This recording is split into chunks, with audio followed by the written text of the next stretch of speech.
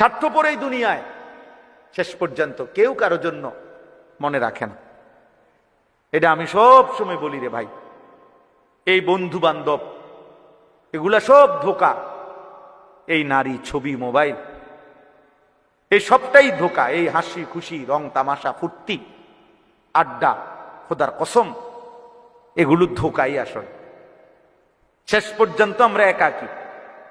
আমার পাও যেদিন ভাঙছে সেদিন আমার বন্ধুদের কারো পাও ভাঙ্গে না। আমি 2021 সালে আমার পাও ভাঙছিল মোটরসাইকেল অ্যাক্সিডেন্টে। তো সেদিন তো একই মোটরসাইকেলে আমরা দুইজন বসা ছিলাম। আমি গাড়িটা চালাইছি, আমি মোটরসাইকেল চালাইতেও জানি না, এখনো জানি না। তাহলে আমার যে বন্ধু মোটরসাইকেল চালাইছে ওর একটা সুতাও কিচ্ছু হয়েছে না, আমার পাও ভাঙে গেছে।